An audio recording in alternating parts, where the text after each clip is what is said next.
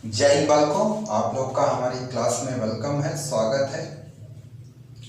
उम्मीद करता हूं कि इस लॉकडाउन की सिचुएशन में आपका रिवीजन बहुत अच्छा चल रहा होगा। हम लोगों ने अपने इस लेक्चर की सीरीज में 11th क्लास की पूरी नेम्ड ऑर्गेनिक रिएक्शन का एक लेक्चर कंप्लीट कर लिया था। दूसरा लेक्चर हम लोगों ने भी 12th क्लास की एनसीईआरटी की नेम्ड रिएक्शन का कंप्लीट कर लिया था, जिसमें कि हम लोगों ने एल्किल और एल्डिहाइड, अल्कोहल, फिनॉल, ईथर वाला चैप्टर कवर किया था। आपको अगर ये रिवीजन मोड में चलाना हो तो YouTube पर इसको आप फास्ट मोड पे चलाइए। 1 की जगह 2 पर चलाएंगे अगर आप, तो जो टाइम आपका 1 घंटे का दिख रहा है वो टाइम हार्डली आपका 25 से 30 मिनट का होगा। ठीक है, पहले एक बार 2 बार अच्छे से वीडियो को देख लेना है, उसके बाद इसे फास्ट मोड पे देखना है, ताकि जल्दी जल्दी चीज़ें आपके दिमाग में एक बार क्या हो सके, आपका रिकॉल हो सके। अब हम लोग 12th क्लास के एनसीईआरटी के सेकंड लेक्चर को लेकर के आ रहे हैं, जिसमें कि मुख्य रूप से जिस चैप्टर की नेम्ड ऑर्गेनिक रिएक्शंस को हम लोग डील करेंगे माइक्रोस्कोपिक लेवल पे, फास्ट लेवल पे, रिवीजन के लेवल पे, वो चैप्टर है aldehyde, ketone and carboxylic acid. Actual में ये चैप्टर थोड़ा सा बड़ा है और ज़्यादा नेम्ड रिएक्शन को लेकर के चलता है, इसलिए मैंने इसका एक लेक्चर अलग से बनाया है। तो आप एल्डिहाइड, कीटोन और कार्बोक्सिलिक एसिड वाले में जो रिएक्शंस को डील करेंगे उसमें सबसे पहली रिएक्शन है रोजनवुड रिडक्शन, दूसरी है स्टीफन रिएक्शन या इसको भी स्टीफन रिडक्शन बोलते हैं, जिसमें साइनाइड को एल्डिहाइड में कन्वर्ट किया जाता है, तीसरी है आपका इटार्ड रिएक्शन, चौथी गाटरमान कोच रिएक्शन, पांचवी है फ्रीडल-क्राफ्ट एसाइलेशन, छठा क्लेमेंसन रिडक्शन, ये वही जिसमें कि हम कार्बोनिल कंपाउंड को हाइड्रोकार्बन में बदल देते हैं। वुल्फ-कीज़नर रिडक्शन, ये भी उसी तरीके का रिएक्शन है। टॉलेंट टेस्ट, फेलिंग टेस्ट, जो कि प्योर एल्डिहाइड को पहचानने के लिए इस्तेमाल किया जाता है या एल्डिहाइड और कीटोन को डिफरेंशिएट करने के लिए इस्तेमाल किया जाता है। खैर, हैलोफॉर्म रिएक्शन या test, aldol condensation, Cannizzaro reaction, decarboxylation reaction, इसको आपने हाइड्रोकार्बन वाले नेम रिएक्शन में पढ़ रखा है, वहाँ ये प्रिपरेशन में पढ़ाया गया था, यहाँ ये प्रॉपर्टीज़ के लिए पढ़ाया जाएगा। कोल्बे इलेक्ट्रोलिसिस, इसको भी आपने हाइड्रोकार्बन वाले में पढ़ रखा है। और लास्ट में 2 रिएक्शन, जो कि जिसमें से एक रिएक्शन है हेल-गोल्हार्ट-जेलेंस्की रिएक्शन, HBZ रिएक्शन, फिर आता है फ्रीडल-क्राफ्ट रिएक्शन। वैसे तो एल्डिहाइड, कीटोन या कार्बोक्सिलिक एसिड फ्रीडल-क्राफ्ट के लिए बढ़िया सबस्ट्रेट नहीं माने जाते हैं, फिर भी अगर हम रिएक्शन को कराएंगे तो कैसे कराएंगे और अगर नहीं होगा तो कैसे नहीं होगा, ये सारी बातें हम इस टॉपिक में डिस्कस करेंगे। तो उम्मीद करता हूँ कि आप लोग तैयार हो गए होंगे इस चैप्टर को डील करने के लिए। अब हम एक एक रिएक्शंस को डील करते चलते हैं। चलिए आते हैं सबसे पहले रिएक्शन रोजनमुंड रिडक्शन। इस रिएक्शन में हम लोग जो डील करने जा रहे हैं, सबसे पहला रोजनमुंड रिडक्शन को देख रहे हैं। तो रोजनमुंड रिडक्शन बेसिकली है एल्डिहाइड के प्रिपरेशन के लिए, for the preparation of aldehyde only. इससे हम लोग एल्डिहाइड बना सकते हैं।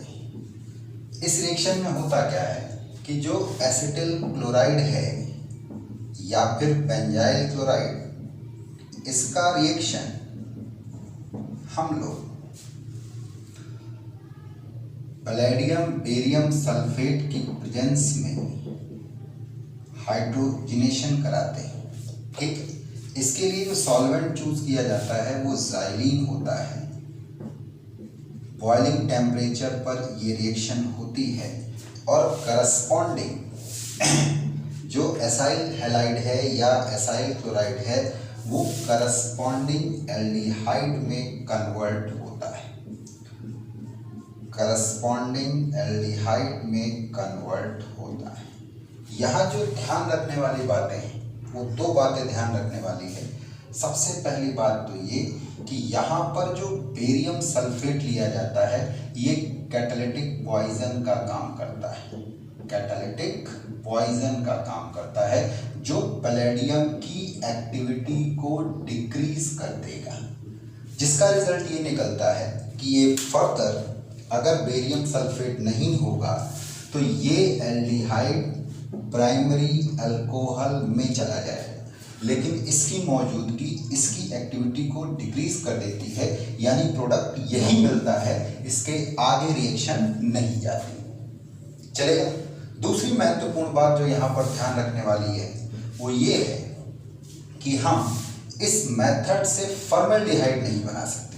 कारण ये कि जो फॉर्मल्डिहाइड अगर आपको बनाना है तो आप फॉर्मिल क्लोराइड लेकर के चलेंगे, और फॉर्मिल क्लोराइड जो होता है वो अनस्टेबल कंपाउंड होता है, इस टेम्परेचर पर वो टिकता ही नहीं। तो इस मेथड से फॉर्मल्डिहाइड नहीं बनेगा। बाकी के आप एल्डिहाइड बना सकते हैं, एरोमेटिक एल्डिहाइड बना सकते हैं, चलेगा। तो कुल मिला के रोजनमुंड के लिए आप 2 पॉइंट याद रखिए। सबसे पहले ये केवल एल्डिहाइड के प्रिपरेशन के लिए यूज होता है। दूसरी बात आपको याद रखनी है कि यहाँ बेरियम सल्फेट कैटालिटिक पॉइजन के रूप में इस्तेमाल होता है, जो पैलेडियम की एक्टिविटी को डिक्रीज कर देता है, जिससे ये रिएक्शन एल्डिहाइड तक ही आकर के रुक जाती है, फर्दर अल्कोहल में रिडक्शन नहीं होता। और तीसरी इंपॉर्टेंट बात आप ये याद रखेंगे कि हम इस मेथड से फॉर्मल्डिहाइड नहीं बना सकते, क्योंकि जो फॉर्मिल क्लोराइड होता है ये अनस्टेबल कंपाउंड है इस टेम्परेचर पर, जो कि डिसोसिएट हो जाएगा, चलेगा। आते हैं हम लोग दूसरी रिएक्शन। अब हम लोग दूसरी रिएक्शन पर आते हैं जिसको कि स्टीफन रिडक्शन कहते हैं। तो ध्यान दीजिएगा, इस मेथड से भी केवल एल्डिहाइड प्रोड्यूस किया जाता है। इसके अंतर्गत हम लोग एल्किल साइनाइड या एल्किल नाइट्राइल का SnCl2 और HCl के साथ रिड्यूस करके पहले इमीन बनाते हैं, और फिर उस इमीन को हाइड्रोलाइज करके हम लोग करस्पॉन्डिंग एल्डिहाइड बनाते हैं, जबकि बाय प्रोडक्ट के रूप में कौन सी गैस निकलती है? अमोनिया गैस निकलती है। अगर आप अपनी NCERT को देखेंगे तो ये यहाँ पर एल्किल नाइट्राइल लिया गया, SnCl2 और HCl, इस कंपोजिशन को एक साथ स्टीफन रीजेंट के नाम से भी जाना जाता है। स्टीफन रीजेंट के नाम से भी जानते हैं। तो होता क्या है कि आप प्रैक्टिकली समझने के लिए ये समझ सकते हैं कि इस कार्बन और नाइट्रोजन पर एक एक हाइड्रोजन जुड़ जाएगा, और ये प्रोडक्ट ही आपका इमीन कहलाता है। याद रहे, रिएक्शन कराने के लिए जो सॉल्वेंट चूज किया जाता है वो ईथर है। हीट करने पर इमीन फाइनली हमको मिलता है। इस इमीन की जब हम एसिडिफिकेशन कराते हैं या प्रोटिक वर्कअप करते हैं, एसिडिक मीडियम में हाइड्रोलिसिस कराते हैं, तो ये पोर्शन कन्वर्ट होता है एल्डिहाइड में, और साथ में बाय प्रोडक्ट के रूप में कौन सी गैस निकलती है? अमोनिया गैस निकलती है। इसका सीक्वेंस वास्तव में है क्या, ये कैसे करता है, ये NCERT में नहीं दिया, ये मैं अपनी तरफ से बता दे रहा हूँ। बाकी तो डिटेल जब मैकेनिज्म आपको स्टीफन रिडक्शन का देंगे हम, तो उसमें सारी बातें रखेंगे। जो एल्किल नाइट्राइल है या एसिड नाइट्राइल है, वो पहले HCl से रिएक्ट करके ये सॉल्ट बनाता है, चलेगा।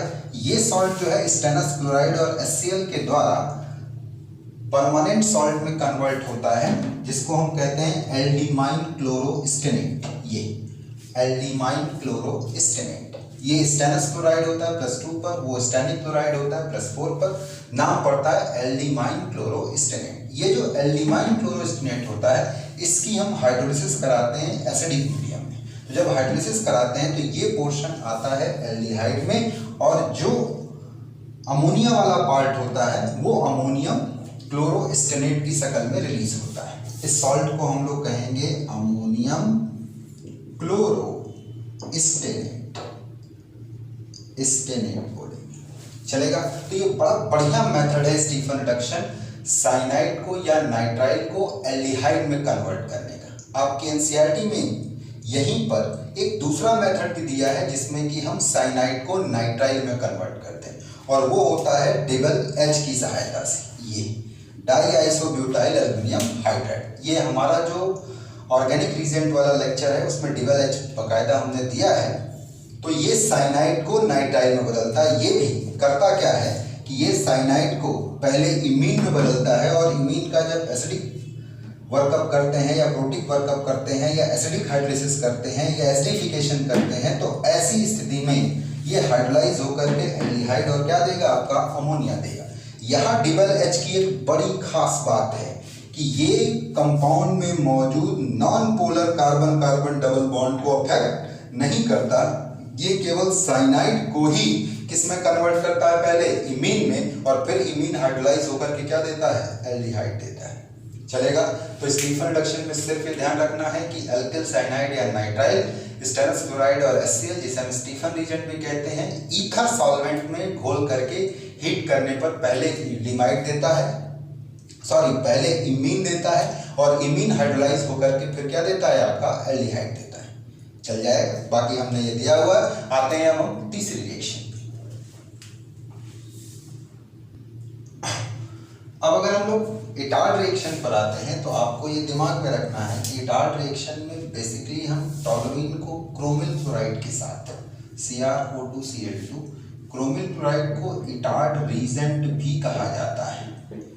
क्रोमिल क्लोराइड के साथ में जब कार्बन डाइसल्फाइड सॉल्वेंट लेते हैं, क्योंकि सॉल्वेंट की खासियत ये है कि सबस्ट्रेट और रीजेंट को बड़ी आसानी से अपने अंदर मिक्स करके होमोजेनिसिटी क्रिएट करेगा, जिससे कि रीजेंट और सबस्ट्रेट के पार्टिकल के बीच में इफेक्टिव कोलिजन मिलेगा और हल्का सा टेम्परेचर एलिवेट करने के साथ ये कॉम्प्लेक्स बन करके तैयार हो जाएगा। चलेगा। ये जो कॉम्प्लेक्स बन के तैयार होता है, इसी की जब एसिडिफिकेशन कराते हैं, प्रोटिक वर्कअप कराते हैं या एसिडिक हाइड्रोलिसिस कराते हैं, तो ऐसी स्थिति में ये पार्ट टूटता है और यहाँ पर 2 OH ग्रुप लगते हैं जो कि टिक नहीं सकते और फाइनली प्रोडक्ट हमको किसकी शक्ल में दिखता है? ये एल्डिहाइड ग्रुप के रूप में हमको दिखाई पड़ता है। यानी हम इस इटार्ड रिएक्शन से टोलुइन को बेंजल्डिहाइड में बड़ी आसानी से क्या कर सकते हैं? आपका बदल सकते हैं। इसी तरीके से हम एक अगली रिएक्शन लेते हैं, लेकिन ये इटार्ड रिएक्शन नहीं होती है। इस रिएक्शन में हम लोग टोलुइन या सब्स्टिट्यूटेड टोलुइन को क्रोमिक ऑक्साइड के साथ लेंगे, क्रोमिक एनहाइड्राइड के साथ लेंगे, क्रोमिक ऑक्साइड के साथ लेंगे इन एसिटिक एनहाइड्राइड। ये सॉल्वेंट का काम करता है और इसमें हम लोग इसको 273 से 283 केल्विन हीट करते हैं। ध्यान दीजिएगा, ये टेम्परेचर सेंसिटिव रिएक्शन होती है क्योंकि टेम्परेचर के बढ़ने पर ये कॉम्प्लेक्स अनस्टेबल होगा। चलेगा। अब जब इसको हम फर्दर हीट करते हैं या इसका एसिडिक हाइड्रोलिसिस करते हैं या प्रोटिक वर्कअप करते हैं, तो ये हाइड्रोलाइज होकर के करस्पॉन्डिंग किस में कन्वर्ट होता है? बेंजल्डिहाइड में। तो यहाँ भी हम टोलुइन को बेंजल्डिहाइड में कन्वर्ट कर रहे हैं, ऊपर भी कन्वर्ट कर रहे हैं, लेकिन ऊपर वाला इटार्ड रिएक्शन कहलाएगा, नीचे वाला रिएक्शन नॉर्मल रिएक्शन। तरीके और भी हैं कि टोलुइन से हम किस में कन्वर्ट हो जाए? बेंजल्डिहाइड में कन्वर्ट हो जाए। जैसे कि हम सबसे पहले टोलुइन का क्लोरीनेशन करा दें फ्री रेडिकल मैकेनिज्म से, तो ये बेंजल क्लोराइड में कन्वर्ट हो जाएगा। और बेंजल क्लोराइड की अगर हम हाइड्रोलिसिस करा देते हैं तो ऐसी स्थिति में रिएक्शन SN1 पाथवे को फॉलो करेगी और करस्पॉन्डिंग 2 Cl हट करके 2 OH लगेंगे, जो कि आफ्टर ट्रीटमेंट पर या हल्का सा भी आप हीट करेंगे तो वाटर बाहर कर देगा और करस्पॉन्डिंग बेंजल्डिहाइड बन करके तैयार हो जाएगा। तो ये भी तरीका है टोलुइन को बेंजल्डिहाइड में कन्वर्ट करने का। लेकिन इसमें अगर नेम रिएक्शन देखा जाए, इटार्ड रिएक्शन देखा जाए, तो ये ऊपर वाला है किसकी प्रेजेंस में? क्रोमिल क्लोराइड की प्रेजेंस में, जिसे हम इटार्ड रीजेंट भी कहते हैं। चलेगा। कर लेंगे। आते हैं चौथी रिएक्शन। अब हम लोग अगली रिएक्शन पर आते हैं, जिसे हम लोग गाटरमान-कोच रिएक्शन या गाटरमान-कोच एल्डिहाइड सिंथेसिस भी कहते हैं। इसका एक नाम और भी चलता है, गाटरमान-कोच एल्डिहाइड सिंथेसिस, या इसी को हम लोग कहते हैं formylation reaction. Gattermann-coach formylation reaction, ये इतने नामों से जानी जाती है। Simply Gattermann-coach reaction, Gattermann-coach aldehyde synthesis या गाटरमान-कोच फॉर्माइलेशन रिएक्शन। इसमें हम लोग कुछ नहीं करते बल्कि बेंजीन को या सब्स्टिट्यूटेड बेंजीन को बेंजल्डिहाइड में कन्वर्ट करते हैं। तो इस रिएक्शन में हम बेंजीन को ड्राई कार्बन मोनोऑक्साइड और HCl इसके साथ हीट करते हैं। कैसे सॉल्वेंट में? ईथर या नाइट्रोबेंजीन। ध्यान दीजिएगा, ईथर या नाइट्रोबेंजीन ये सॉल्वेंट होता है, जबकि कैटलिस्ट के रूप में हम एनहाइड्रस AlCl3 और साथ में क्यूप्रस क्लोराइड लेते हैं। एनहाइड्रस AlCl3 और क्यूप्रस क्लोराइड लेते हैं। तो ये एक्चुअल में बिहेव करता है एज ए फॉर्मिल क्लोराइड। अगर क्यूप्रस क्लोराइड नहीं है, केवल प्लेन एनहाइड्रस AlCl3 लेके चल रहे हो, तो ये रिएक्शन 100 से 250 एटमॉस्फेरिक प्रेशर को रिक्वायर करेगी। लेकिन अगर क्यूप्रस क्लोराइड मौजूद है तो ये रिएक्शन आपके रूम प्रेशर पर ही परफॉर्म करा दी जाएगी। तो यहाँ क्यूप्रस क्लोराइड का अपना एक मतलब है, एक सेंस है। तो जब हम बेंजीन को कार्बन मोनोऑक्साइड और HCl के साथ ईथर या नाइट्रोबेंजीन सॉल्वेंट लेते हैं हम लोग, ये सॉल्वेंट का काम करता है। इसमें ये सबस्ट्रेट और रीजेंट पूरी तरीके से खुल जाते हैं और अगर ये दोनों कैटलिस्ट मौजूद हैं तो बड़ी आसानी से ये बनता है और फाइनली बेंजीन चेंज होता है किसमें, आपका बेंजल्डिहाइड में। इसी रिएक्शन को हम लोग कहते हैं गाटरमान-कोच रिएक्शन या गाटरमान-कोच एल्डिहाइड सिंथेसिस या गाटरमान-कोच फॉर्माइलेशन। इसमें ध्यान रखने वाली बात है कि ड्राई कार्बन मोनोऑक्साइड और HCl लिया जाएगा। वाटर अगर होगा तो HCl उसमें खुल करके सॉल्यूशन बना देगा, फिर फॉर्मिल क्लोराइड का फॉर्मेशन नहीं होगा। इसलिए यहाँ पर ये ड्राई होना चाहिए, मॉइस्चर फ्री होना चाहिए, वाटर नहीं होना चाहिए। साथ में सॉल्वेंट में ईथर या नाइट्रोबेंजीन हम लोग लेते हैं, जबकि कैटलिस्ट के रूप में एनहाइड्रस AlCl3 और क्यूप्रस क्लोराइड लिया जाता है, जहाँ क्यूप्रस क्लोराइड का फंक्शन इस हाई प्रेशर वैल्यू को कम करके लो प्रेशर पे लाना होता है। तो हम बेंजीन को किस में कन्वर्ट कर देते हैं, बेंजल्डिहाइड में। अगर रिएक्शन की ट्रिक को देखोगे तो रिएक्शन की ट्रिक ये है कि बेंजीन के साथ जब कार्बन मोनोऑक्साइड और HCl लिया जाता है तो ये फॉर्मिल क्लोराइड में बदलता है, जो कि एनहाइड्रस AlCl3 के द्वारा ये इलेक्ट्रोफाइल जनरेट करवा देता है फॉर्मिल आयन। ये इसके ऊपर अटैक करेगा और जब ये हाइड्रोजन यहाँ से रिमूव होगी तो करस्पॉन्डिंग बेंजल्डिहाइड बन जाता है, साथ में AlCl3 अलग हो जाएगा। ये कैटलिस्ट होता है, चलेगा। तो ध्यान रखेंगे, रिएक्शन कहलाती है Gattermann-coach reaction, Gattermann-coach formylation reaction, Gattermann-coach aldehyde synthesis reaction. कर लेंगे। आते हैं पांचवी रिएक्शन पे। तो जो फ्रीडल-क्राफ्ट एसाइलेशन रिएक्शन है, बेसिकली इसका इस्तेमाल हम लोग एरोमेटिक कीटोन्स को बनाने के लिए करते हैं।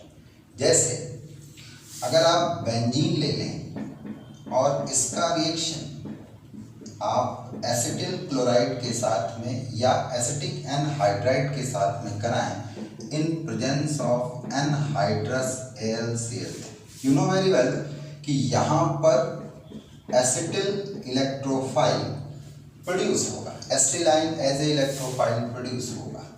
अब ये इसके ऊपर अटैक करेगा एंड यू नो दैट कि ये कौन सी रिएक्शन होती है, electrophilic substitution of second order kinetics. Arenium ion और sigma complex as a intermediate बनेगा और जब वो अपना एरोमेटिक कैरेक्टर मेंटेन करेगा तो ये हाइड्रोजन यहाँ हट जाएगा और बनेगा ये compound, that is called acetophenone. तो ये एरोमेटिक कीटोन रहा। यहीं पर अगर एसिटिल क्लोराइड की जगह आपने बेंजॉइल क्लोराइड ले लिया तो ऐसी स्थिति में सेम रीजन, सेम मैकेनिज्म से बेंजॉइल ये इलेक्ट्रोफाइल जनरेट करेगा और जब ये इसके ऊपर अटैक करेगा तो तुम्हारा जो प्रोडक्ट बनेगा दैट इज बेंजोफिनोन। तो ये बड़ा बढ़िया मेथड है किसको प्रिपेयर करने के लिए, एरोमेटिक कीटोन्स को प्रिपेयर करने के लिए बेस्ट मेथड।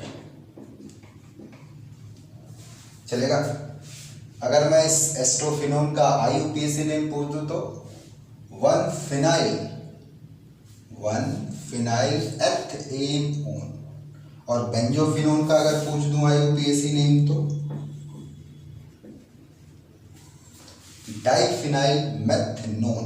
चलेगा, डाइफिनाइल मेथनोन। एस्ट्रोफिनोन का 1-फिनाइल,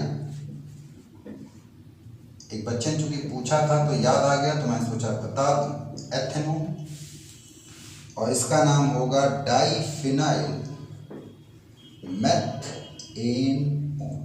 तो बहुत बढ़िया मेथड है किसको प्रिपेयर करने के लिए, एरोमेटिक कीटोन्स को। आते हैं नेक्स्ट रिएक्शन।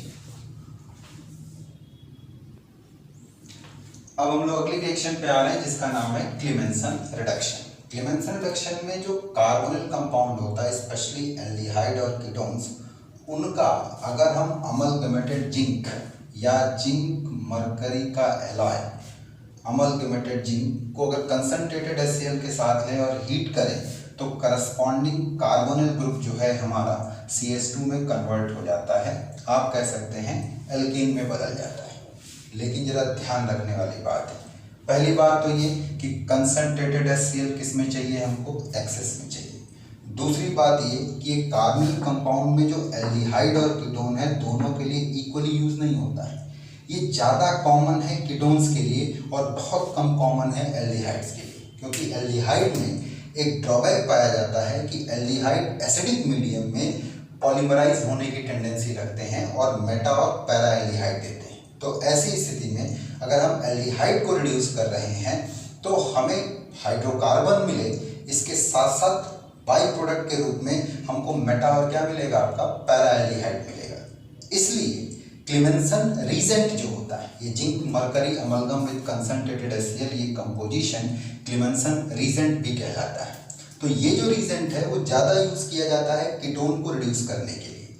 ये आसानी से कीटोन को रिड्यूस करता है, भले उसके अंदर बेंजीन रिंग मौजूद हो, कार्बोक्सिलिक ग्रुप मौजूद हो, तो इनको बिना अफेक्ट किए भी ये क्या कर देता है, आपका कार्बोनिल ग्रुप को हाइड्रोकार्बन में बदल देता है। यहाँ मैंने दो विशेष नोट बताए हैं। पहला नोट तो ये है कि ये रिडक्शन फेल होता है with acid sensitive group containing substrate और high molecular mass containing substrate. अगर मोलर मास बहुत ज़्यादा है और एसिडिक ग्रुप मौजूद है तो ये रिडक्शन अफेक्ट होगा। दूसरी बात ये कि ये जो अल्फा बीटा अनसैचुरेटेड कीटोन अगर आप लेकर के चलेंगे तो ध्यान दीजिएगा उसमें कार्बोनिल ग्रुप और मल्टीपल बॉन्ड वाला ग्रुप दोनों ही रिड्यूस होगा, ओलेफिनिक बॉन्ड भी और कार्बोनिक ग्रुप भी दोनों ही रिड्यूस होता है। तो ये दो नोट हम लोग याद रखें। और बाकी तो आप क्लीमेंसन रिडक्शन में एक बेसिक बात याद रखिए कि कार्बोनिल ग्रुप को amalgamated zinc with concentrated HCl या क्लीमेंसन रीजेंट के द्वारा हाइड्रोकार्बन में बदल दिया जाता है। चलेगा, आते हैं अगली रिएक्शन। ये जो वुल्फ कीजनर रिडक्शन की हम लोग बात करने जा रहे हैं, इसमें भी हम कार्बोनिल ग्रुप को मिथाइलिन ग्रुप में या कार्बोनिल ग्रुप कंटेनिंग कंपाउंड को हाइड्रोकार्बन में बदलते हैं। ध्यान रखने वाली बात यह है कि ये मेथड एल्डिहाइड और कीटोन दोनों के लिए ठीक है। साथ ही साथ जैसे क्लीमेंसन रिडक्शन में एक ड्रॉबैक था कि जो एसिड सेंसिटिव ग्रुप थे या हाई मॉलिक्यूलर मास के सबस्ट्रेट थे उनमें प्रोडक्ट की यील्ड बड़ी पुअर थी, ऐसा वुल्फ कीजनर में नहीं है। इसलिए मैंने इस बात को भी यहाँ लिखा दिया है कि it is not fail with acid sensitive group containing substrate and high molecular weight containing substrate. Wolff Kishner reduction में हम लोग हाइड्रोजीन या आप कह सकते हैं कार्बोनिल ग्रुप रीजेंट ले सकते हैं, जैसे कि सेमी कार्बेजोन, जैसे फिनाइल हाइड्रोजीन, जैसे कि आपका 2,4-डाइनाइट्रोफिनाइल हाइड्रोजीन, या हम कोई भी रीजेंट ले सकते हैं जो कि कार्बोनिल ग्रुप रीजेंट होता है। तो जब हम लोग कार्बोनिल ग्रुप रीजेंट का reaction carbonyl group containing aldehyde या कीटोन, ठीक है, एल्डिहाइड या कीटोन के साथ कराएंगे तो यहाँ पर एडिशन एलिमिनेशन रिएक्शन होगा। कौन सा रिएक्शन? Addition elimination reaction. आप एनसीईआरटी में इसको खूब पढ़े होंगे। इस रिएक्शन से क्या होगा कि ये कार्बोनिल ग्रुप का ऑक्सीजन और यहाँ का हाइड्रोजन मिल करके वाटर बाहर निकालता है। अगर हम हाइड्रोजीन लेकर के चल रहे होते हैं तो हाइड्रोजोन बनता है, और अगर सेमी कार्बेजाइट लेके चल रहे होंगे तो सेमी कार्बेजोन बनेगा। फिनाइल हाइड्रोजीन लेके चल रहे होंगे तो फिनाइल हाइड्रोजोन बनेगा।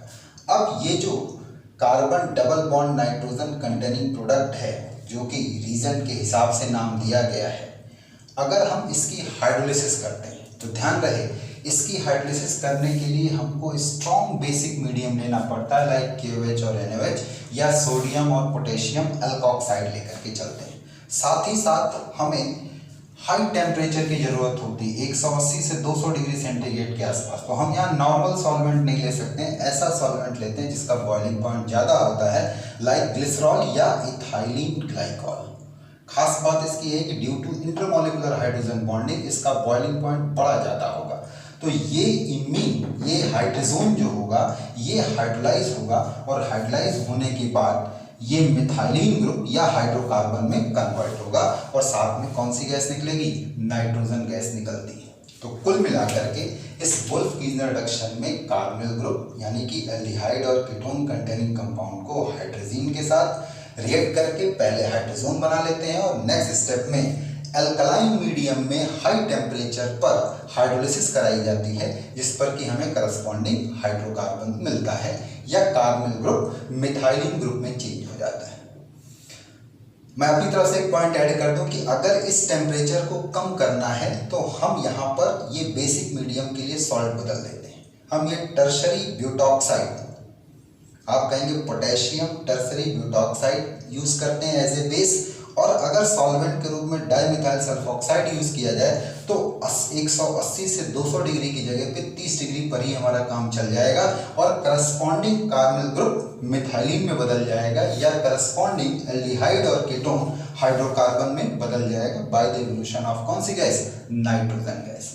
एक बात जरूर ध्यान रखिएगा, वुल्फ-कीज़नर जो होता है वो ज़्यादा इफिशिएंसी की रिएक्शन मानी जाती है बनस्पत आप कह सकते हैं क्लेमेंसन रिडक्शन के, जो क्लेमेंसन रिडक्शन में एसिडिक सेंसिटिविटी का और हाई मॉलिक्यूलर सबस्ट्रेट वाला पंगा रहता है। यहाँ ऐसा कोई पंगा नहीं है, ध्यान रखेंगे, कर लेंगे, कोई दिक्कत। नेक्स्ट सेक्शन पे आते हैं।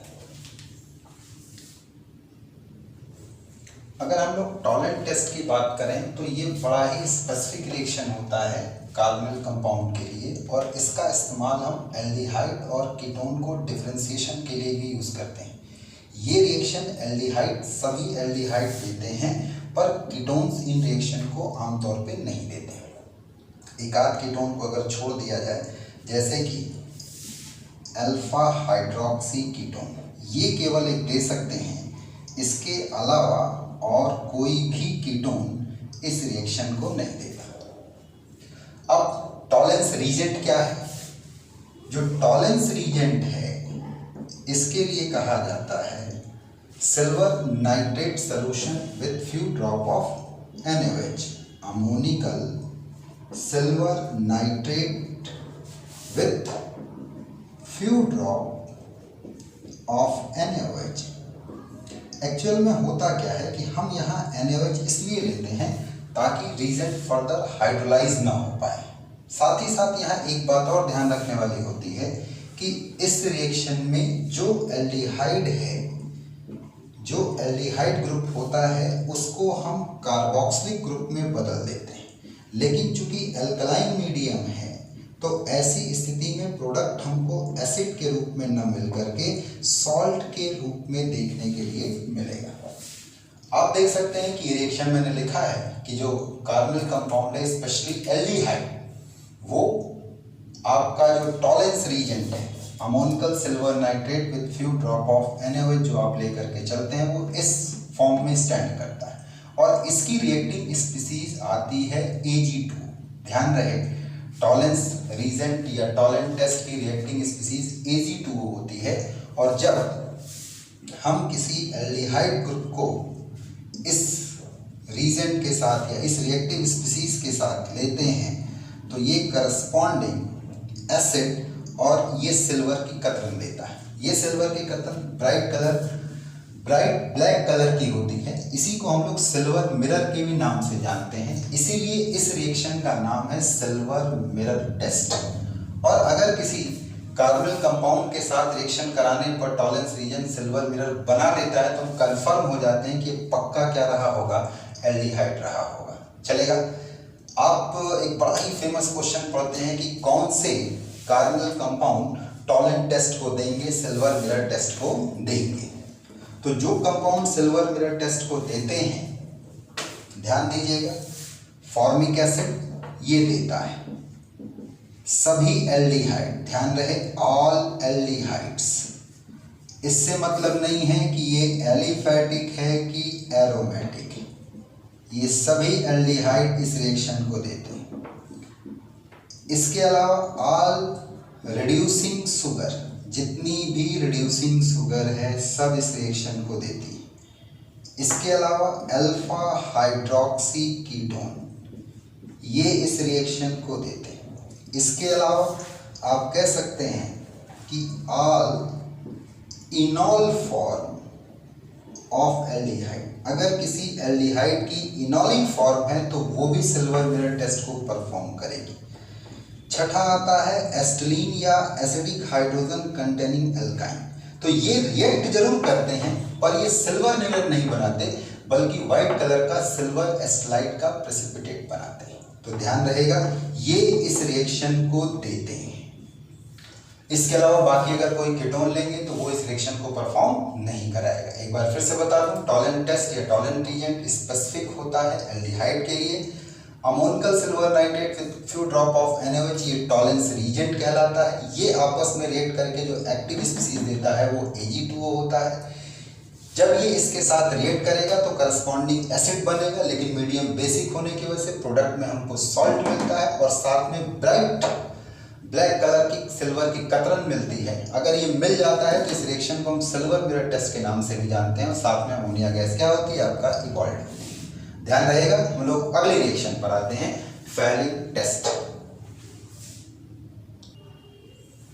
अब हम लोग अगले रिएक्शन पर आते हैं, फैलिक टेस्ट। तो फैलिक टेस्ट में भी आप देख रहे हैं कि हम जब किसी एल्डिहाइड का, और याद रहे ये एल्डिहाइड स्पेसिफिक है, ये एलिफैटिक एल्डिहाइड है। ध्यान रहे ये रिएक्शन एरोमेटिक एल्डिहाइड या फिर जो कीटोन्स होते हैं, एरोमेटिक एल्डिहाइड या कीटोन्स इस रिएक्शन को नहीं देते। केवल कौन देता है? एलिफैटिक एल्डिहाइड देता है। तो जब किसी एलिफैटिक एल्डिहाइड का रिएक्शन हम फैलिंग रीजेंट के साथ कराते हैं तो आप ध्यान रखिएगा, फैलिंग रीजेंट लैब में eight the time of reaction prepare किया जाता है, रिएक्शन के समय पे प्रिपेयर किया जाता है। और फैलिंग रीजेंट लैब में जो होता है वो दो पार्ट में रखा होता है, एक जिसे हम कहते हैं फैलिंग सॉल्यूशन ए और दूसरा जिसे हम कहते हैं Fehling solution B. Fehling solution A जो होता है वो अल्कलाइन क्यूप्रिक सल्फेट सॉल्यूशन होता है और फैलिंग सॉल्यूशन बी जो होता है वो रोसेल सॉल्ट का सॉल्यूशन होता है। रोसेल सॉल्ट से हमारा मतलब है सोडियम पोटेशियम टार्ट्रेट। हम इसको रोसेल सॉल्ट बोलते हैं और दिखाने के लिए आप इसको इस तरीके से दिखा सकते हैं। ये सोडियम पोटेशियम टार्ट्रेट है या रोसेल सॉल्ट होता है ऐसे। तो जब इन दोनों को 1:1 के रेशियो में मिलाया जाता है, ध्यान दीजिएगा किस रेशियो में? 1:1 के रेशियो में मिलाया जाता है, तो ऐसी स्थिति में बनता है क्यूप्रस ऑक्साइड। याद रहे, बल्कि क्यूप्रस नहीं, इसको क्यूप्रिक ऑक्साइड कहा जाएगा। ये क्यूप्रिक ऑक्साइड बनता है। इसी को हम रिएक्टिंग स्पीसीज भी बोलते हैं, reacting species of falling solution. चलेगा? तो ये जो रिएक्टिंग स्पीसीज बन करके सामने आती है, ये करस्पॉन्डिंग एलिफैटिक एल्डिहाइड ग्रुप को ये क्यूप्रिक ऑक्साइड कार्बोक्सिलिक ग्रुप में बदल देता है और साथ में चेंज होता है क्यूप्रस ऑक्साइड। ये क्यूप्रस ऑक्साइड ही रेडिश ब्राउन कलर का होता है और इसका कलर चार्ज ट्रांसफर मैकेनिज्म की वजह से आता है। और आप तो जानते हैं कि जो कार्बोक्सिलिक ग्रुप बना है ये बेसिक मीडियम में बन रहा है, तो ये कभी भी एसिड के रूप में रिकवर्ड नहीं होगा। प्रोडक्ट हमको किसकी शक्ल में मिलेगा? सॉल्ट की शक्ल में मिलेगा। चलेगा? तो कुल मिलाकर के जो फैलिंग टेस्ट होता है वो एलिफैटिक एल्डिहाइड के लिए होता है, ना कि एरोमेटिक एल्डिहाइड और कीटोन्स के लिए। ये स्पेशल टेस्ट है एलिफैटिक एल्डिहाइड का, जिसको कि हम टॉलेंस रीजेंट के साथ रिएक्ट कराते हैं। तो Tollens reagent at the time of reaction prepare किया जाता है, क्योंकि लैब में ये दो पार्ट में रखा होता है। सॉरी, टॉलेंस रीजेंट कह रहे हैं फैलिंग सॉल्यूशन। ठीक है, आप ऐसे समझे कि जो फेलिंग टेस्ट होता है वो स्पेशली एलिफेटिक एल्डिहाइड के द्वारा दिया जाता है। इसका रिएक्शन जब हम फेलिंग रीजन के साथ कराते हैं, जो कि लैब में दो पार्ट में रखा होता है, फेलिंग सोल्यूशन ए और फेलिंग सोल्यूशन बी, उसे रिएक्शन के समय ही प्रिपेयर किया जाता है। रिएक्शन के समय हम प्रिपेयर करते हैं, इसमें हम दोनों सोल्यूशन को 1:1 के रेशियो में या इक्वल रेशियो में मिला देते हैं और मिलाने पर जब हल्का सा हीट किया जाता है तो क्यूप्रिक ऑक्साइड बनता है। इस क्यूप्रिक ऑक्साइड को हम लोग रिएक्टिंग स्पीसीज भी बोलते हैं फेलिंग सोल्यूशन का, जो एल्डिहाइड को एसिड में ऑक्सीडाइज करता है और खुद क्यूप्रस ऑक्साइड बनाता है, जो कि रेडिश ब्राउन कलर का पीपीटी होता है। तो अगर ये प्रेसिपिटेट आ गया तो हम कहते हैं कि रिएक्शन फेलिंग टेस्ट दे रहा है या पॉजिटिव फेलिंग टेस्ट दे रहा है। ध्यान रहे, जो ये रिएक्शन है, ये रिएक्शन कौन कौन देता है, फेलिंग टेस्ट वाली रिएक्शन कौन कौन देता है। तो सबसे पहले आप देखेंगे फॉर्मिक एसिड देगा, सभी एलिफेटिक एल्डिहाइड देंगे, एरोमेटिक एल्डिहाइड और कीटोन जैसे कि बेंजल्डिहाइड हो गया, एस्टोफिनोन हो गया, बेंजोफिनोन हो गया, एरोमेटिक एल्डिहाइड एंड कीटोन्स ये नहीं देंगे। हाँ, अल्फा हाइड्रोक्सी कीटोन ये देता है, ये एक्सेप्शन है और ये देता है। इसी तरीके से एसिडिक हाइड्रोजन कंटेनिंग एल्काइन ये रिएक्शन देती है, यानी इनके साथ में रेड कलर का प्रेसिपिटेट आएगा। पर यहाँ ध्यान रखने वाली बात ये है कि जब एसिडिक हाइड्रोजन कंटेनिंग एल्काइन का रिएक्शन फेलिंग रीजन के साथ कराओगे तो रेडिश ब्राउन कलर जो होगा वो क्यूप्रस ऑक्साइड की वजह से ना आकर के बल्कि इनके क्यूप्रस सॉल्ट की वजह से आता है। चलेगा, ध्यान रहेगा।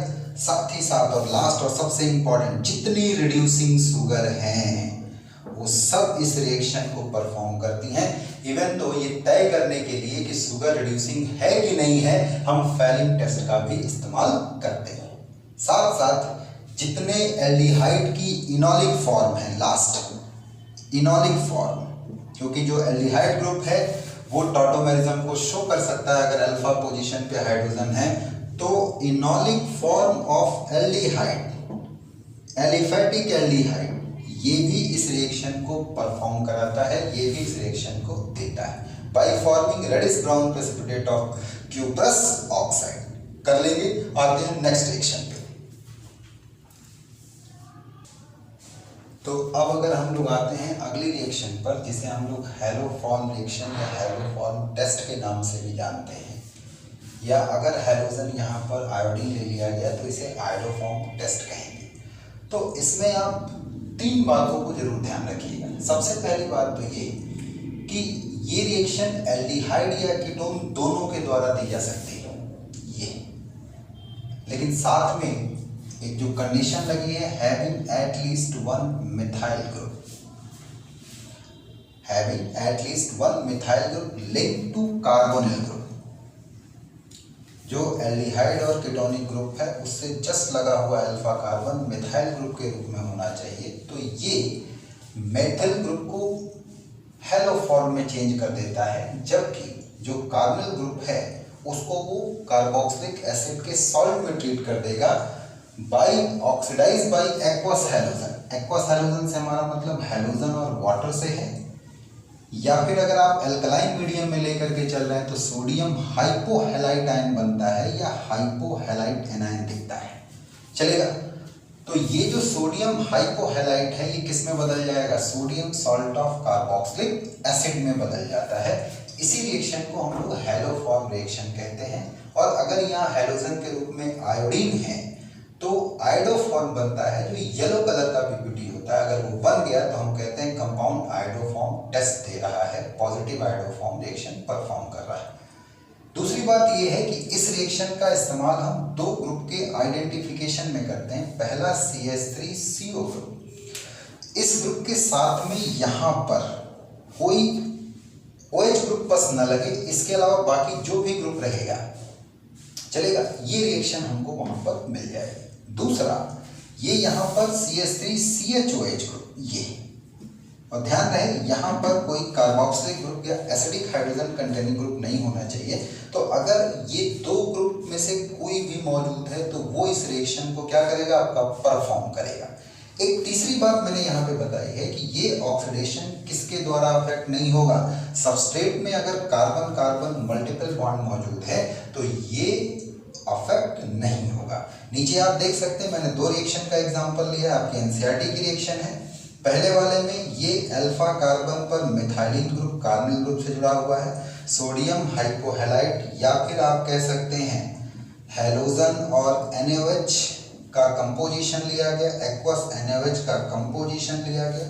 और ध्यान रहिए कोल्ड एंड डाइल्यूट कंडीशन में होता है, कोल्ड एंड डाइल्यूट कंडीशन में हम लोग लेकर के चलते हैं। तो सोडियम कार्बोक्सिलेट और ये बना आपका हैलोफॉर्म, इसी को हम हैलोफॉर्म भी बोलते हैं, चलेगा।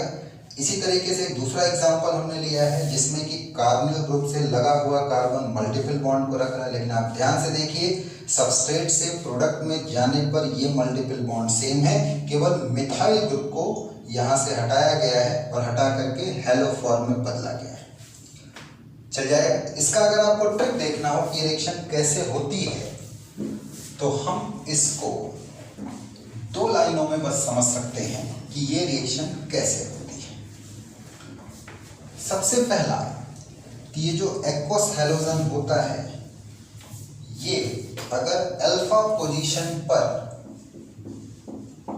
हाइड्रोजन मौजूद है, सपोज करिए मैं आयोडीन और NaOH लेकर के चल रहा हूं, तो ऐसी स्थिति में ये जो अल्फा हाइड्रोजन होती है हैलोजन के द्वारा सोडियम हाइपोआयोडाइड या अगर केवल हाइपोआयोडाइड मौजूद है तो ऐसी स्थिति में ये इन हाइड्रोजन को हटा करके आयोडीन लगा देता है ऐसे। अगले स्टेप पर अल्कलाइन हाइड्रोलिसिस होती है, बेसिक हाइड्रोलिसिस होती है, तो ये बॉन्ड यहाँ से क्लीव करेगा और जब ये क्लीव करेगा तो Ci3 के फॉर्म में आएगा जो कि हाइड्रोजन लेकर के ये ऐसे और यहाँ से हाइड्रोजन लेकर के आयोडो फॉर्म में और साथ में ये कन्वर्ट होगा कार्बोक्सिलिक एसिड में। चूंकि अल्कलाइन मीडियम है तो ये कार्बोक्सिलेट आयन में कन्वर्ट होता है। ये आयोडो फॉर्म येलो कलर का PPT है जो कि एक्वस मीडियम में इनसॉल्युबल होता है। तो अगर ये बन गया तो इसका मतलब कि ये ग्रुप इसके अंदर क्या है, आपका कन्फर्म है। दूसरी बात कि हम अल्कोहल वाले को कैसे देखते हैं, कैसे कंफर्म करते हैं कि यहाँ पर ये ग्रुप मौजूद है।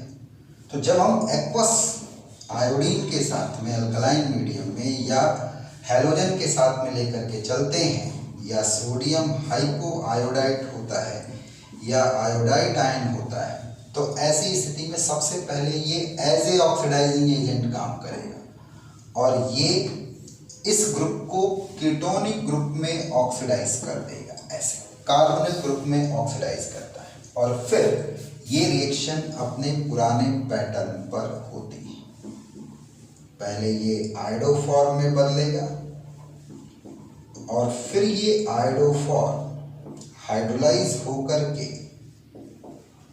करस्पॉन्डिंग आयोडो फॉर्म बनाएगा और कार्बोक्सिलेट सॉल्ट बनेगा, चल जाएगा। तो ध्यान रखेंगे इस रिएक्शन को, बड़ी इंपॉर्टेंट रिएक्शन है, कई बार पूछी गई है। हैलोफॉर्म रिएक्शन, हैलोफॉर्म टेस्ट या आयोडोफॉर्म टेस्ट। यही अगर आप क्लोरीन और ब्रोमीन रखेंगे तो क्लोरोफॉर्म और ब्रोमोफॉर्म बनेगा जो कि वाटर सॉल्युबल होता है, आप कह सकते हैं, और साथ ही साथ इसका कोई स्पेसिफिक कलर नहीं होता। लेकिन आयोडोफॉर्म का स्पेसिफिक कलर होता है, येलो कलर होता है और इसकी मौजूदगी इन दो ग्रुप को क्या करती है, आपका कन्फर्म करती है। कर लेंगे, चलिए नेक्स्ट रिएक्शन पे आते हैं।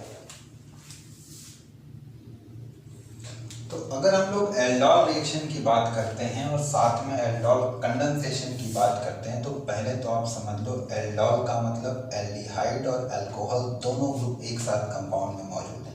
तो ये रिएक्शन जो होता है दिया जाता है given by alpha hydrogen containing aldehydes and ketones in presence of in presence of small alkali, मतलब लो कंसंट्रेशन में एल्कली चाहिए, बेस चाहिए। तो जो अल्फा हाइड्रोजन कंटेनिंग एल्डिहाइड और कीटोन है, ये जो है एल्डोल रिएक्शन देगा। अगर एक है तो एल्डोल रिएक्शन और दो अल्फा हाइड्रोजन है तो एल्डोल कंडेंसेशन, इसी एल्डोल को हीट करने पर चलेगा। यहाँ पर जैसे अपनी बात को एक एग्जांपल के थ्रू रखें कि हमने ये एसिटाल्डिहाइड ले लिया और एसिटाल्डिहाइड को स्मॉल कंसंट्रेशन में 2 से 5% तक हम लोग एल्कली यूज करते हैं, और इस एल्कली के या इस बेस के सोर्स के रूप में हम लोग NaOH ले सकते हैं, KOH ले सकते हैं, कैल्शियम हाइड्रोक्साइड ले सकते हैं, बेरियम हाइड्रोक्साइड ले सकते हैं, या फिर सोडियम एथॉक्साइड ले सकते हैं, अल्कोक्साइड ले सकते हैं, बस बहुत ही स्मॉल कंसंट्रेशन में चाहिए। तो करस्पॉन्डिंग ये जो है बीटा हाइड्रोक्सी,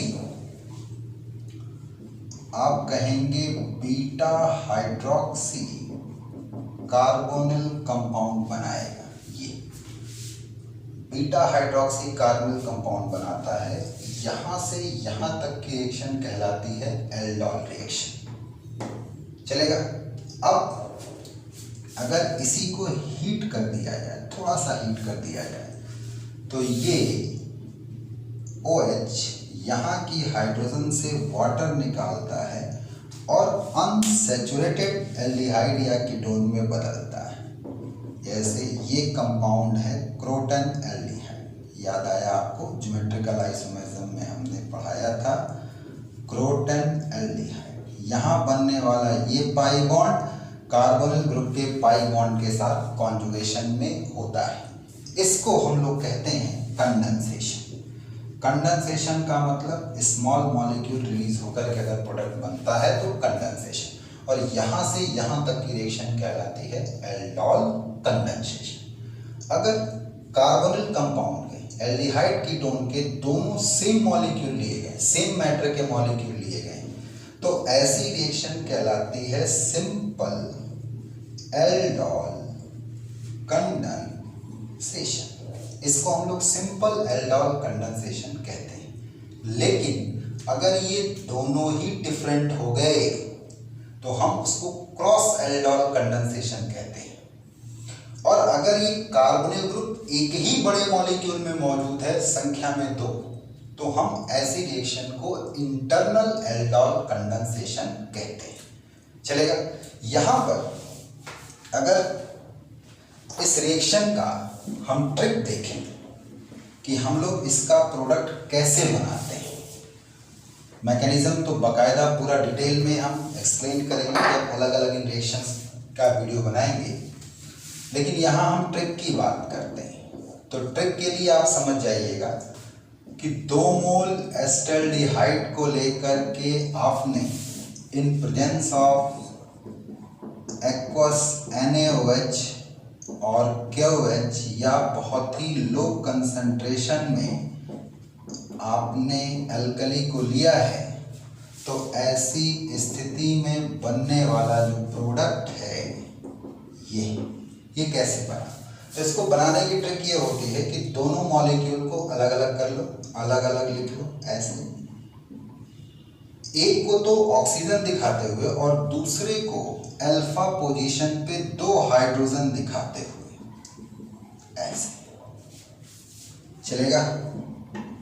तो ये ऑक्सीजन और ये हाइड्रोजन मिल करके क्या बाहर निकालेगा, वाटर, और करस्पॉन्डिंग प्रोडक्ट बन गया कि नहीं, चलेगा। बोलो भाई। तो ये तो था आपका सिंपल एल्डोल। अगर यही हम क्रॉस एल्डोल कंडेंसेशन कराएंगे तो ध्यान रखिएगा कि क्रॉस एल्डोल में दोनों मॉलिक्यूल डिफरेंट होते हैं, इसलिए वहां पर ढेर सारे प्रोडक्ट के बनने के चांसेस होते हैं। क्रॉस एल्डोल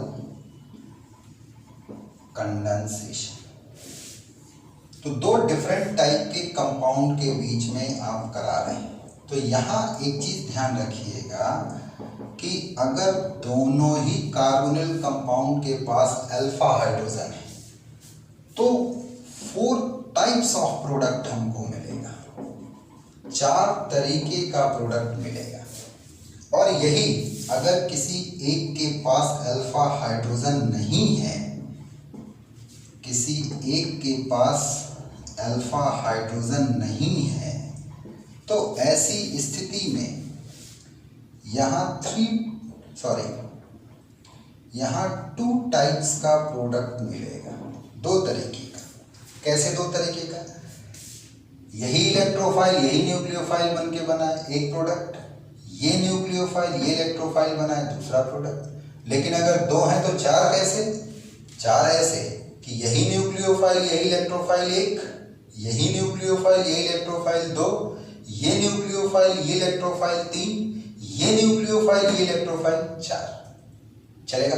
तो सवाल यहाँ पर आता है, सर आप न्यूक्लियोफाइल इलेक्ट्रोफाइल कैसे बोल दे रहे हैं? मैंने कहा कि हम इसको ऐसे बोल दे रहे हैं कि जो carbonyl alpha hydrogen containing aldehyde या कीटोन न्यूक्लियोफाइल बनाएगा, वो न्यूक्लियोफाइल, और जो इलेक्ट्रोफाइल के तरीके काम करेगा वो इलेक्ट्रोफाइल। जैसे अगर मैं एस्टल्डिहाइड का रिएक्शन एसीटोन के साथ कराऊं तो ध्यान दें, सबसे पहले इन दोनों में से एक अल्फा हाइड्रोजन को निकालेगा। क्यों? क्योंकि अल्फा कार्बन पे मौजूद हाइड्रोजन एसिडिक है और ये अल्कलाइन मीडियम में इससे रिएक्ट करके वाटर बाहर करेगा। वाटर बाहर करने पर ये इनोलेट आयन बनाता है। आप जानते हैं कि इनोलेट आयन रेजोनेंस स्टेबलाइज होता है, रेजोनेंस स्टेबलाइज होता है और बड़ा अच्छा कार्बन न्यूक्लियोफाइल है ये। तो अब ये न्यूक्लियोफाइल इस पर अटैक करेगा, तो ये किसका काम कर रहा है? इलेक्ट्रोफाइल का। तो इसमें बॉन्ड इधर की तरफ तोड़ोगे तो नेगेटिव और इस पर क्या आपका पॉजिटिव, यानी ये कार्बन एडिक्टेड प्रोडक्ट का फॉर्मेशन करेगा। ऐसे बोलो। और ये जो कंपाउंड है ये मीडियम में मौजूद वाटर से H आयन लेगा, क्योंकि ये तगड़ा बेस है तो यहाँ वाटर एसिड का काम करेगा। रिएक्शन का टाइप न्यूट्रलाइजेशन का होगा। तो ऐसी स्थिति में ये H आयन लेकर के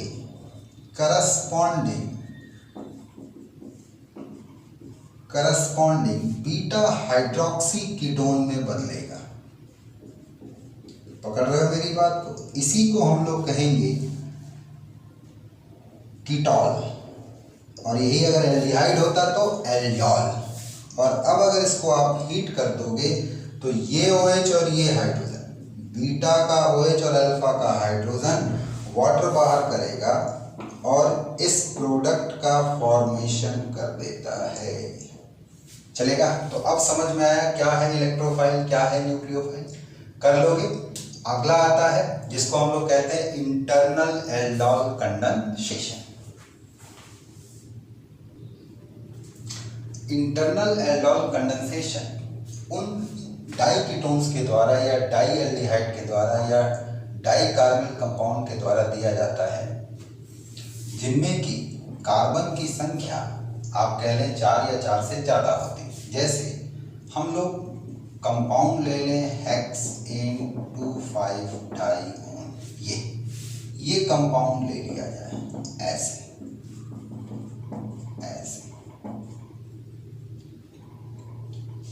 5, और इसका ट्रीटमेंट हम एक्वस NaOH या KOH के साथ में कराएं। तो ध्यान दें, यहाँ दोनों ही कार्बोनिल ग्रुप एक ही कंपाउंड में मौजूद है।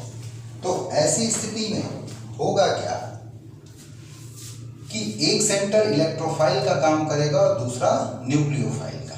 तो हम यहाँ पर एक सेंटर को अगर इलेक्ट्रोफाइल बना रहे हैं और अगले को न्यूक्लियोफाइल, तो इसकी एक पोजीशन से अल्फा हाइड्रोजन निकालेंगे, वो अल्फा हाइड्रोजन निकाली जाती है जो ज़्यादा एसिडिक होती।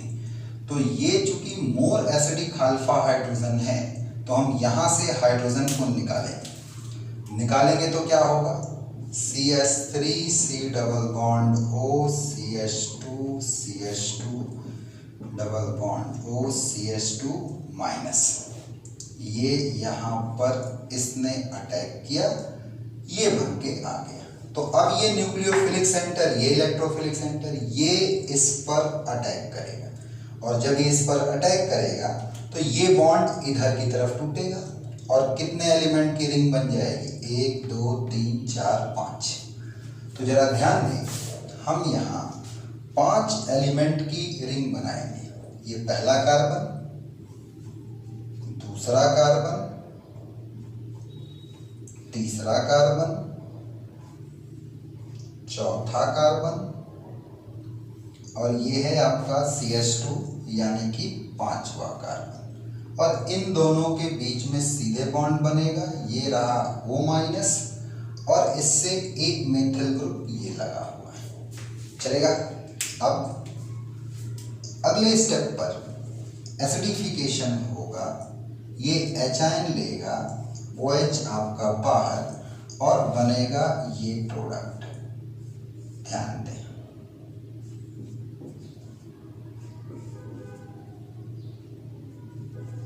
बोलो भाई। नेक्स्ट स्टेप हीटिंग का है। अगर आप हीट करोगे तो ये अल्फा कार्बन और ये बीटा, तो कहाँ की हाइड्रोजन निकलती थी?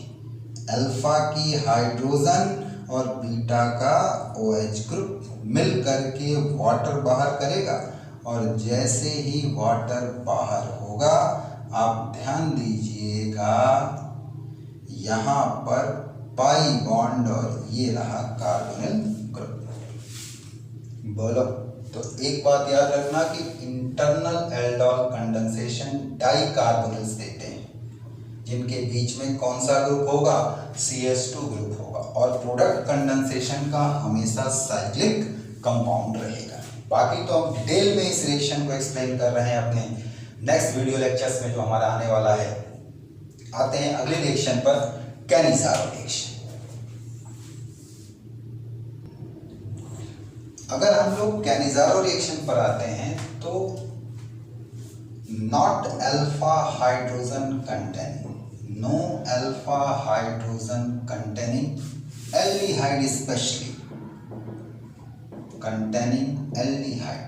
ठीक, अगर स्ट्रॉन्ग एल्कली के साथ ट्रीट किया जाता है तो ऐसी स्थिति में ये डिसप्रोपियोनेट होता है, ये डिसप्रोपियोनेट होता है। 50 to 60% strong alkali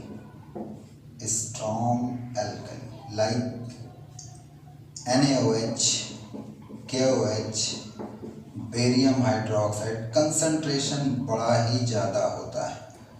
sodium ethoxide, potassium ethoxide, हम इनको लेते हैं। तो एक मॉलिक्यूल यहाँ पर ऑक्सीडाइज होकर के एल्कलाइन मीडियम में सॉल्ट देता है, जबकि दूसरा मॉलिक्यूल रिड्यूस होकर के अल्कोहल देता है। ये रिएक्शन बहुत अच्छा एग्जाम्पल है डिसप्रोपियोनेशन का, क्योंकि दी गई रिएक्शन में particular element 3 different oxidation state में आपको देखने के लिए मिल रहा है। 3 डिफरेंट ऑक्सीडेशन स्टेट में देखने के लिए मिल रहा है, चलेगा। 0 से +2 और 0 से क्या आपका -2, यानी एक मॉलिक्यूल का ऑक्सीडेशन तो सेम मैटर के दूसरे मॉलिक्यूल का reduction. So it is a very good example of disproportionation reaction. ठीक, तो कौन इस रिएक्शन को देता है जिसमें कि अल्फा हाइड्रोजन कंटेनिंग एल्डिहाइड ना हो? नॉट, नहीं है। वो एल्डिहाइड इस रिएक्शन को क्या करते हैं? देते हैं। लेकिन वो केमिस्ट्री क्या जिसमें कि आपको एक्सेप्शन ना देखने को मिले।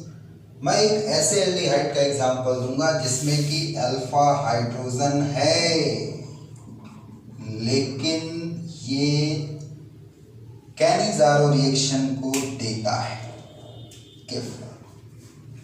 अल्फा हाइड्रोजन है और ये कैनिज़ारो देता है, जबकि इसको कैनिज़ारो नहीं देना चाहिए। और दूसरा एग्जांपल मैं ले रहा हूं जिसमें कि अल्फा हाइड्रोजन नहीं है अल्फा हाइड्रोजन नहीं है, पर ये कैनिज़ारो रिएक्शन देगा गिफ, और ये आप कहेंगे नॉट गिफ। चल जाएगा। हाँ, एक बात जरूर ध्यान रखना है कि यहाँ पर हाईली कंसंट्रेटेड अल्कलाइन मीडियम होना चाहिए, तो ये रिएक्शन हमको देखने के लिए मिल जाती है। तो ये दो एक्सेप्शन याद रखिएगा, पहला जिसमें कि अल्फा हाइड्रोजन है और ये कैनिज़ारो देता है, दूसरा जिसमें अल्फा हाइड्रोजन नहीं है और ये कैनिज़ारो नॉट गिव। इसमें अल्फा हाइड्रोजन नहीं है तो ये कैनिज़ारो नहीं देगा, नॉट गिव, और इसमें अल्फा हाइड्रोजन है पर ये कैनिज़ारो देता है गिव। आपको ये बात ध्यान रखनी है कैनिज़ारो में। दूसरी इसमें जो इम्पोर्टेंट बात आती है इसकी मैकेनिज्म को लेकर के थोड़ी सी, और इसका मैकेनिज्म वाला बात ये है कि इस रिएक्शन में दो प्रकार के न्यूक्लियोफाइल यूज होते हैं, एक OH- और दूसरा क्या चीज आपका हाइड्राइड आयन। इसमें जो हाइड्राइड आयन का ट्रांसफर होता है ये स्लोएस्ट स्टेप है इस रिएक्शन की। जिस मॉलिक्यूल से हाइड्राइड आयन निकलता है वो ऑक्सीडेशन प्रोडक्ट देता है, और जिसमें ये हाइड्राइड आयन जुड़ता है वो रिडक्शन प्रोडक्ट देता है। चलेगा।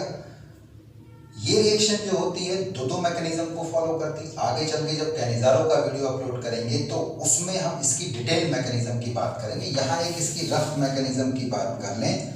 होता क्या है कि सबसे पहले इस एल्डिहाइड मॉलिक्यूल में जो हाईली अल्कलाइन मीडियम होता है ये इक्विलिब्रियम को फेवर करेगा फॉरवर्ड में, इस पर ये अटैक करता है और अटैक करके ये बॉन्ड इधर की तरफ टूटेगा और ये स्पीसीज का फॉर्मेशन करता है। ये स्पीसीज तभी बन सकती है जबकि हाईली अल्कलाइन मीडियम हो, तभी इक्विलिब्रियम फॉरवर्ड में फेवर होगा। नेक्स्ट स्टेप में क्या होता है कि अगला मॉलिक्यूल फॉर्मेल्डिहाइड का ये या non alpha hydrogen containing aldehyde का हम लेते हैं, इसमें ये कार्बोनिल कैरेक्टर को मेंटेन करने के लिए हाइड्राइड आयन रिलीज करता है। यहाँ एक बात ध्यान रखिएगा कि ये हाइड्राइड आयन जो निकलता है ये सीधे दूसरे मॉलिक्यूल पर अटैक करता है, यानी कि इंट्रामॉलिक्यूलर हाइड्राइड आयन शिफ्टिंग, और ये स्लोएस्ट स्टेप है, रिएक्शन की मैकेनिज्म को तय करता है। याद रहे दोनों अगर सेम मॉलिक्यूल हैं तो ये डिसप्रोपियोनेशन, लेकिन दोनों अगर डिफरेंट हैं तो ये रेडॉक्स रिएक्शन होगी, और जो ज़्यादा रिएक्टिव एल्डिहाइड होता है वो हाइड्राइड आयन रिलीज करता है। कम रिएक्टिव एल्डिहाइड या ज़्यादा स्टेबल एल्डिहाइड इस हाइड्राइड आयन को एक्सेप्ट करता है। तो जब ये इसको एक्सेप्ट करेगा, ये डोनेट करेगा, तो ध्यान दें ये एसिड में बदलेगा, जबकि ये करस्पॉन्डिंग एल्कोक्साइड आयन में बदल जाएगा। ये नेक्स्ट स्टेप पर ये बेस है और ये एसिड है, प्रोटॉन एक्सचेंज होगा, ये हाइड्रोजन यहाँ आएगी और करस्पॉन्डिंग ये सॉल्ट, और साथ में क्या बनेगा एल्कोहल। बोलो भाई, कर लोगे इस चीज को, कोई दिक्कत। रिएक्शन इज कॉल्ड क्या आपका कैनिज़ारो रिएक्शन। कैनिज़ारो रिएक्शन तीन तरीके की होती है। पहला सिंपल कैनिज़ारो, अगर दोनों नॉन अल्फा हाइड्रोजन कंटेनिंग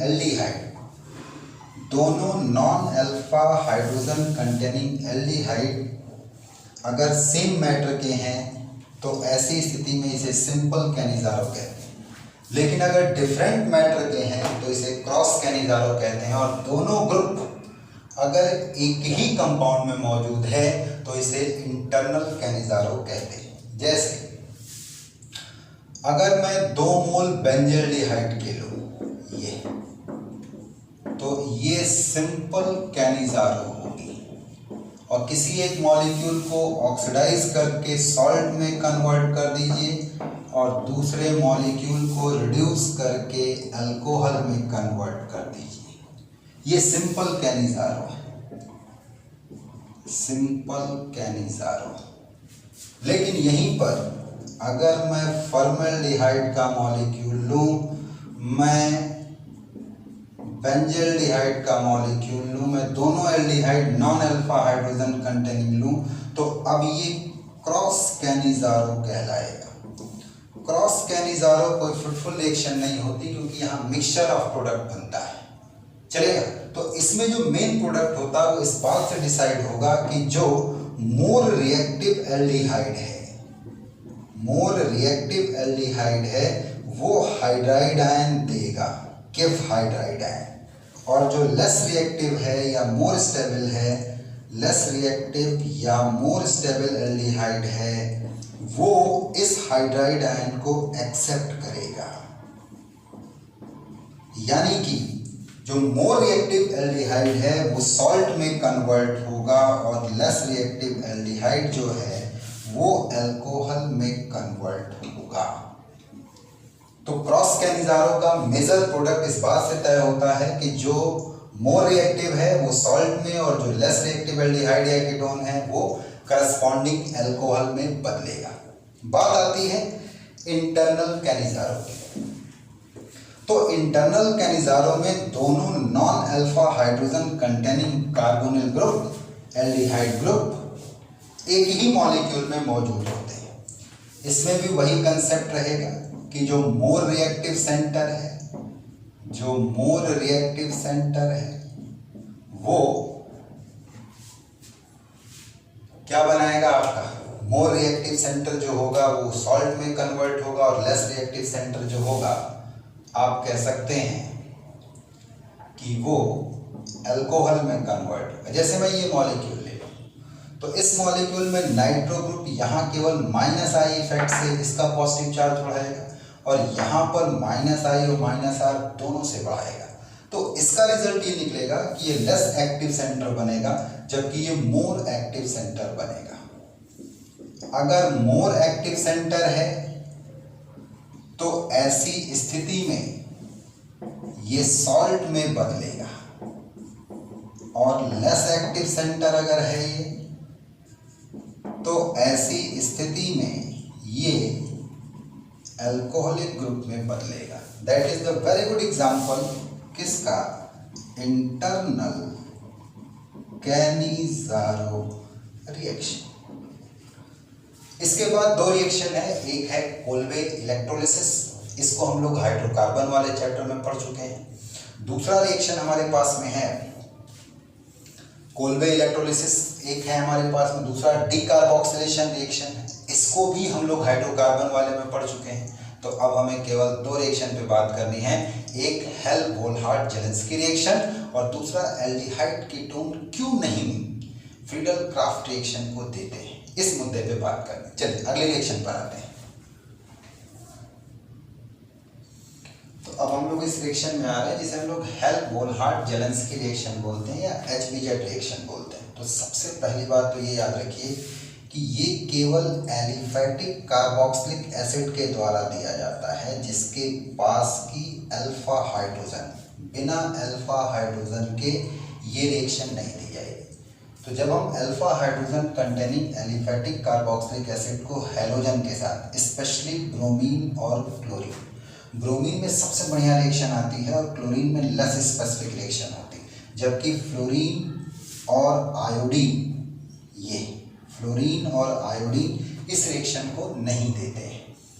तो alpha hydrogen containing aliphatic carboxylic acid थोड़ा सा लिटिल अमाउंट में रेड फास्फोरस की मौजूदगी में अल्फा हैलोजिनेटेड एसिड देता है और साथ में क्या बनता है, HBr। ये रिएक्शन किसके नाम से जानी जाती है, हेल्महोल्ट्ज-जेलेंस्की रिएक्शन के नाम से या HBZ रिएक्शन के नाम से फेमस है। इसकी डिटेल मैकेनिज्म हम अपने वीडियो लेक्चर में अपलोड करेंगे। अभी तो बस अगर आप इतना जान रहे हैं तो काम चल जाएगा। आते हैं अगली रिएक्शन।